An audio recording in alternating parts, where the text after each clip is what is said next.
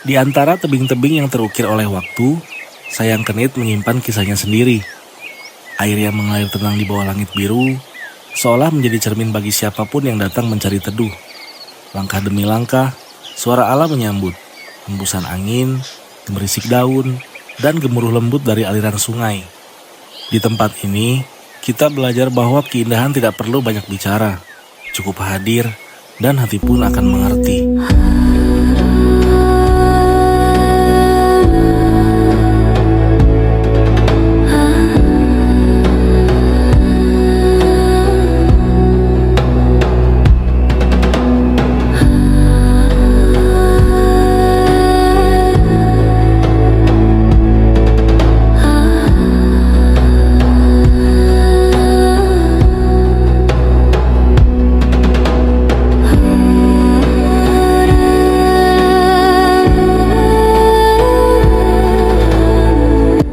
Hari ini saya memulai perjalanan menuju Sang Hyang Kenit.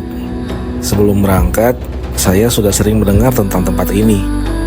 Sebuah kawasan aliran sungai tua yang terbentuk dari proses geologi panjang di jalur Citarum Purba.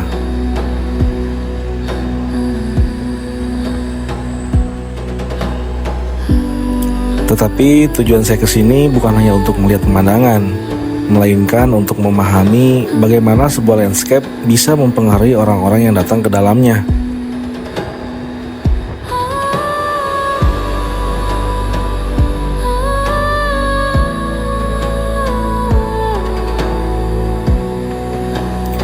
Saya memutuskan membuat vlog tentang perjalanan ini karena Sayang Kenit sering disebut sebagai salah satu lokasi alam yang paling natural dan apa adanya. Tidak terlalu ramai, tidak terlalu banyak struktur buatan, dan masih mempertahankan bentuk aslinya. Bagi saya, itu menarik. Di dunia yang serba cepat, menemukan tempat yang masih mempertahankan karakter alaminya adalah pengalaman yang cukup langka.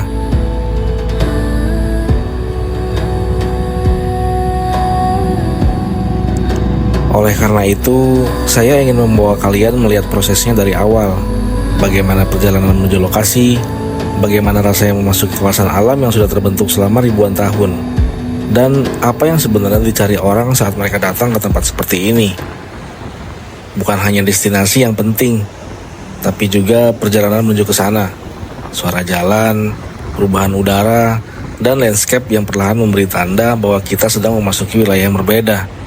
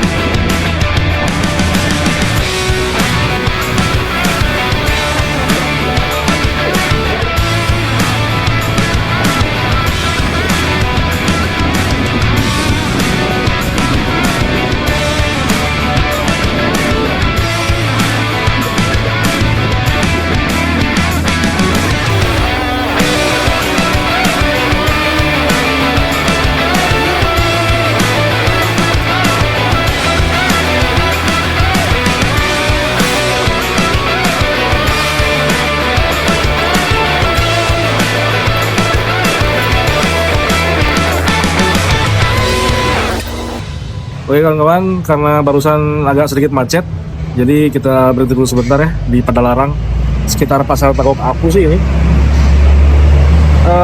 Jarak juga nggak terlalu jauh lagi dari sini, mungkin sekitar setengah jam lagi lah, atau 20 kiloan lagi kita tiba di lokasi tujuan kita kali ini. Arahnya ke arah ke Cipatat Raja Mandala. Nanti ini tinggal lurus saja, jalannya mungkin paling belok-belok di depan. Nanti pasti Pasar Raja Mandala, belok ke arah ke kiri. Beberapa orang yang saya temui sebelumnya mengatakan bahwa Sanghyang Kenit adalah tempat yang memiliki atmosfer unik. Bukan tempat besar dengan fasilitas lengkap, tetapi justru kesederhanaannya yang membuat banyak orang merasa lebih dekat dengan alam.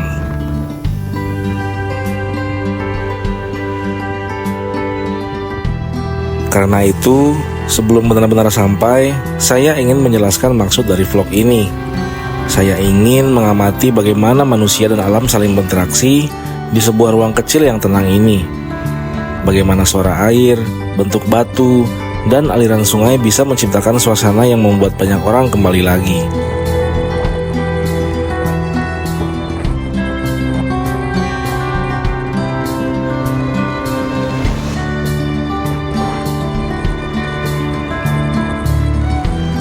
Setelah melewati Takok Apu, jalan mulai terasa lebih berkelok dan naik turun. Di sepanjang kiri kanan, banyak kios kecil yang menjual oleh-oleh khas daerah sini. Mulai dari celengan tanah liat, coet batu buat ulekan, sampai aneka hiasan rumah dari bebatuan gunung asli. Modelnya macam-macam, dan kebanyakan dibuat langsung oleh warga sekitar. Di bagian ini, kondisi jalan juga biasanya agak berdebu. Soalnya di sekitar sini ada beberapa pabrik pengolahan batu kapur. Jadi kadang ada truk keluar masuk dan debu halus dari batuannya terbawa sampai ke jalan. Dan ada satu hal yang menurut saya selalu jadi tantangan ketika lewat jalur ini. Coba tebak apa? Ya, benar sekali. Truk sampah. Persis di depan saya. Di jalan setelah Takok Apu menuju arah Cipatat, kita memang nggak ngelewatin kawasan industri. Tapi karena jalur ini adalah rute utama menuju TPA Sari Mukti, truk-truk sampah dari Bandung dan sekitarnya hampir setiap hari lewat sini. Jumlahnya kadang bukan cuma 1, 2, bisa belasan bahkan puluhan dalam satu perjalanan. Yang paling mengganggu itu sebenarnya bukan hanya baunya. Truk-truk ini sering membawa muatan penuh, dan air dari bak sampahnya menetes ke jalan. Kalau kita berada tepat di belakangnya, apalagi yang naik motor, aroma dan tetesan air itu langsung terbawa angin. Rasanya ya pasti bisa kebayang sendiri, bikin perjalanan yang harusnya santai berubah jadi sedikit bertahan napas. Setelah mengikuti jalur utama dari Bandung, akhirnya kita tiba juga di Pasar Raja Mandala. Ada satu titik penting yang harus diperhatikan. Di depan Tol Serba Selamat, kita akan menemukan sebuah pertigaan besar yang menjadi penanda arah menuju tujuan saya hari ini. Di sini, saya harus mengambil belokan ke arah kiri, masuk ke jalan yang mengarah langsung menuju kawasan PLTA Saguling.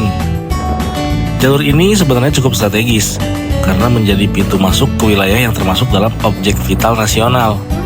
Di sepanjang area ini, ada beberapa fasilitas penting negara, termasuk infrastruktur kelistrikan yang dikelola secara khusus.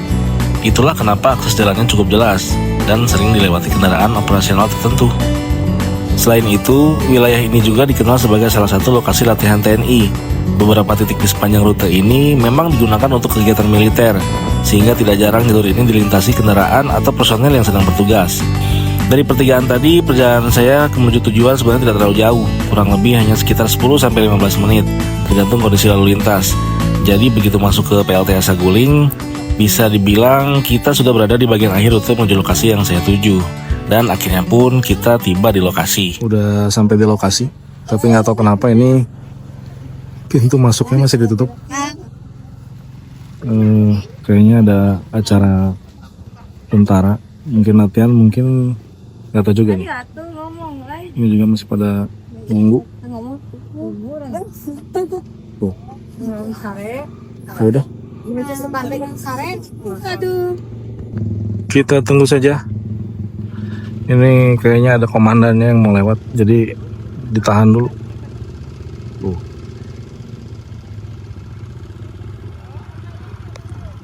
Masih pada nungguin,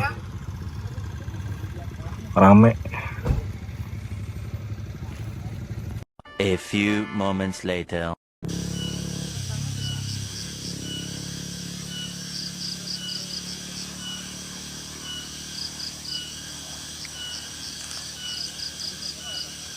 "2,000 years later."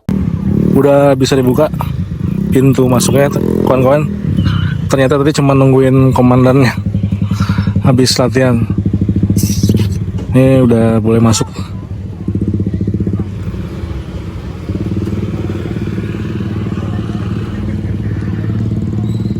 Oke, ikutin terus perjalanan kali ini. Let's go.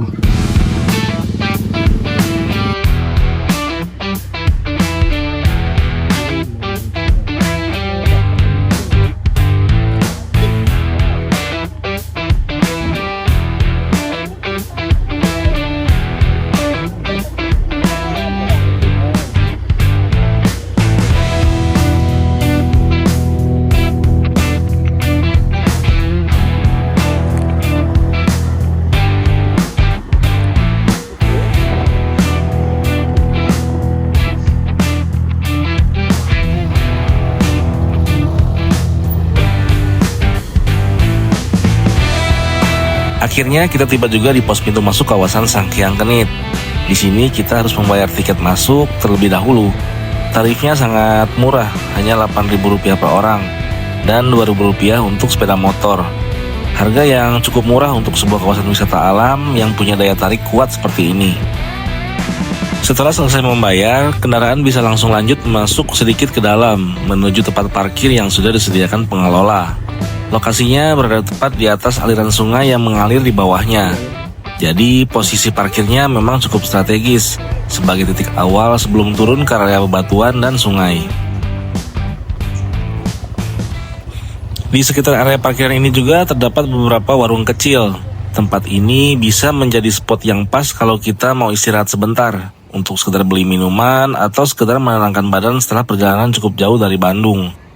Baru setelah itu, kita bisa mulai turun dan menyusuri jalan menuju aliran sungai utama dari Sanghyang Kenit.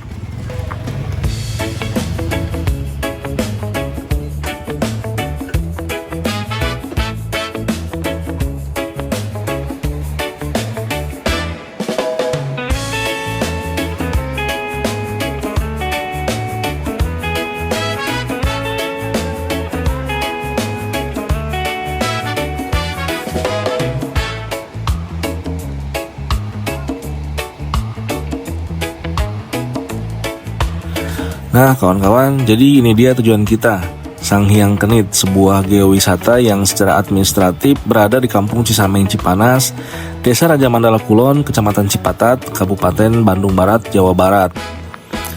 Dari sini kita bisa melihat langsung aliran sungai yang membelah tebing-tebing batu purba, batuan yang terbentuk ribuan tahun lalu dan menjadi ciri khas kawasan ini. Kalau diperhatikan, debit airnya hari ini memang tampak sedikit surut. Padahal biasanya aliran air ini jauh lebih deras. Dan itu bisa kita lihat dari bekas garis air yang menempel jelas pada permukaan dinding batu. Perubahan seperti ini bukan tanpa alasan. Semuanya dipengaruhi oleh sistem buka tutup pintu air dari PLTA Saguling yang berada tidak jauh dari lokasi sini. Kadang alirannya naik, kadang turun, tergantung operasional pembangkit. Karena itu, buat kalian yang ingin mampir ke Sanghyang Kenit, ada baiknya cek dulu update di media sosial resminya. Biasanya mereka memberikan informasi soal kondisi debit air yang sedang tinggi, normal, atau surut. Supaya ketika kalian datang, kalian bisa menikmati pemandangan terbaik dan tidak kecewa karena alirannya sedang menurun.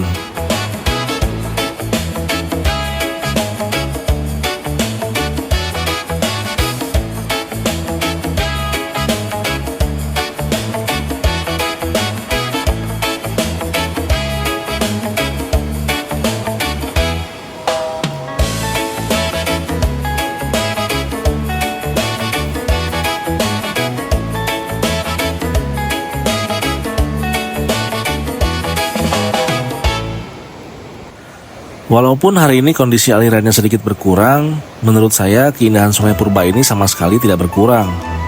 Justru, Debit air yang menurun seperti sekarang memberi kita kesempatan untuk berdiri tepat di titik yang biasanya tertutup arus. Pada hari-hari ketika pintu air dari PLTA Saguling dibuka lebih besar, area tempat saya berdiri ini akan tenggelam penuh oleh aliran deras, membuat kita hanya bisa melihat dari kejauhan. Di sela-sela bebatuan besar yang membentuk aluran sungainya, kita bisa bebas mengambil foto, merekam video, atau sekedar duduk menikmati suara gemericik air yang memantul dari dinding tebing. Anak-anak pun bisa bermain air dengan aman di bagian pinggir yang dangkal, sambil merasakan dinginnya aliran dari hulu. Setelah puas menjelajah bagian bawah sungai, kita bisa naik sedikit ke area atas. Di sana ada beberapa tempat untuk beristirahat sambil melihat aliran sungai dari perspektif yang berbeda. Pemandangannya lebih terbuka, dan garis tebing-tebing purba terlihat lebih jelas dari sini. Kita bisa menikmati bekal dari rumah, atau membeli minuman dan makanan ringan dari warung-warung yang ada di sekitar lokasi parkir. Suasananya pun cenderung adem, karena area ini dikelilingi vegetasi alami yang tumbuh di sepanjang tebing sungai.